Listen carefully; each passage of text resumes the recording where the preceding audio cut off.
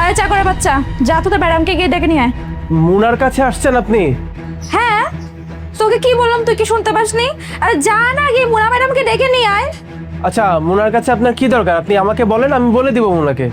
আশ্চর্য ব্যাপার, তুই কি আমার কথা বুঝতে পারতেছিস না? তুই কি কানে কম শুনিস? তোকে আমি কি বললাম? যা গিয়ে ম্যাডামকে ডেকে নিয়ে আয়।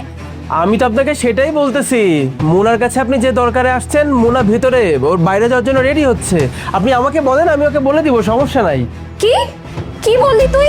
তোর মতো একটা কাজের লোকের কাছে আমি বলবো কিনা আমি কি কাজে আসছি এখানে?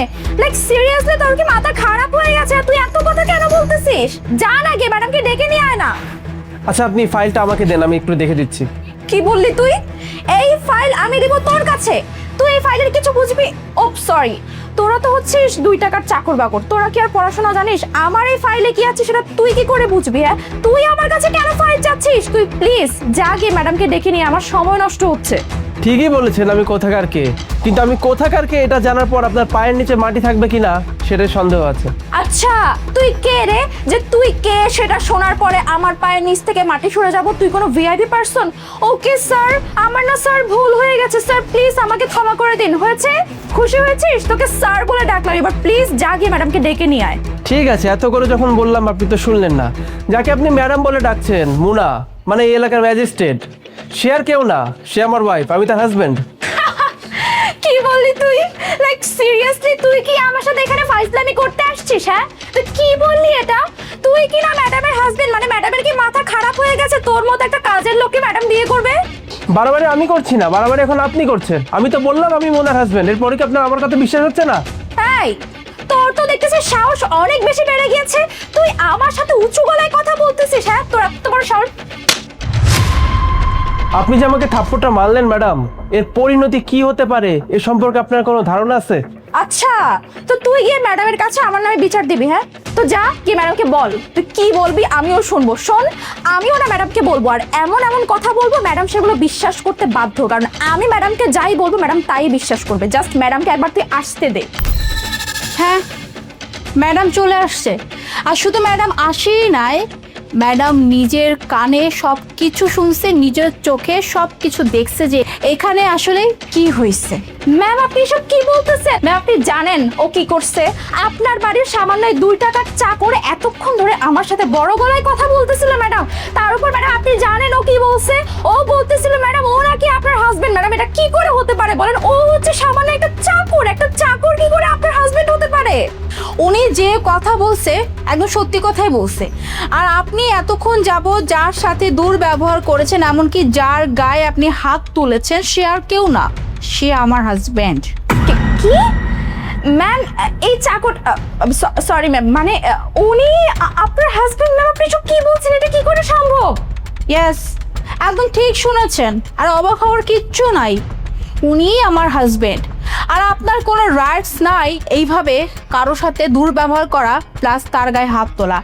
আজকে যদি এখানে আমার হাজবেন্ড না থেকে যদি আমার ঘরের কোনো কাজের লোকও থাকতো, আপনার সেই রাইটস কিন্তু ছিল না তার সাথে দুর্ব্যবহার করার।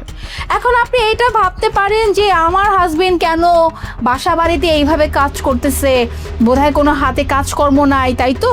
একদম ভুল ধারণা। আমার হাজবেন্ডের সম্পর্কে আপনার কোনো আইডিয়াই নাই। আমার হাজবেন্ড হচ্ছে একজন পুলিশের ঊর্ধ্বতন কর্মকর্তা। কি অবাক হচ্ছেন তো? এটাই সত্যি।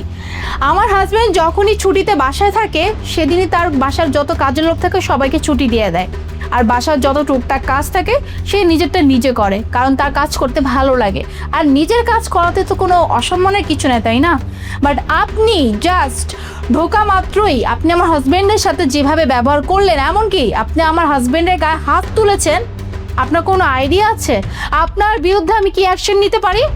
I really sorry ma'am. Ma'am, বিশ্বাস করুন না, আমি না ম্যাম বুঝতেই পারিনি যে স্যার, এই স্যার হচ্ছে আপনার হাজবেন্ড। ম্যাম প্লিজ আপনি আমাকে ক্ষমা করে দিন ম্যাম। ম্যাম প্লিজ, আমার এই ভুলের প্রভাব যেন আমার এই ডিলের উপর না পড়ে ম্যাম, প্লিজ। কি বলছেন আপনি?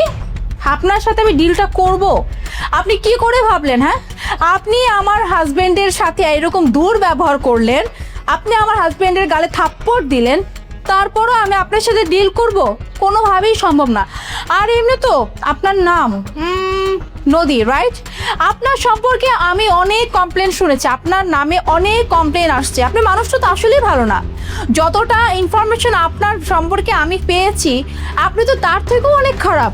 আপনি তো মানুষ হিসেবে সত্যি একটা নিচু প্রকৃতির মানুষ, আর আপনার মতো মানুষের সাথে আমি কোনো ডিল করব না। ম্যাম প্লিজ ম্যাম এরকম করবেন না ম্যাম, আমি আপনার কাছে ক্ষমা চাচ্ছি। স্যার প্লিজ স্যার আপনি আমাকে ক্ষমা করে দিন স্যার, আমি আপনার পায়ে ধর। না না, পায়ে ধরতে হবে না। মোনা, এক কাজ করো, উনি যেহেতু ওনার ভুলটা বুঝতে পেরেছেন, উনি তো মাপ চাইছেন, ওনাকে মাফ করে দাও। আর তাছাড়া এখানে ওনাকে পুরোপুরি দোষ দিয়েও কোনো লাভ নেই।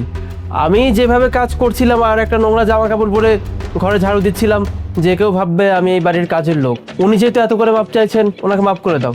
না সাজিদ, তুমি যতই বলো না কেন, আমি তার সাথে কোনো প্রকার ডিলই করব না, কারণ সে মানুষটা খুবই খারাপ। আর আমি কোনো খারাপ মানুষের সাথে কখনোই কোনো কাজ করি না। আমি যদি পারি তার বিরুদ্ধে আমি এমন অ্যাকশন নিব যাতে করে সেকেন্ড টাইম কখনো কাউকে অপমান করে কথা বলার দুঃসাহস না করে। এই যে ফাইলটা দেখে দিন, দিন আর চুপচাপ এখান থেকে বেরিয়ে যান। আর আপনার বিরুদ্ধে আমি কি অ্যাকশন নেই জাস্ট আপনি দেখবেন। আউট।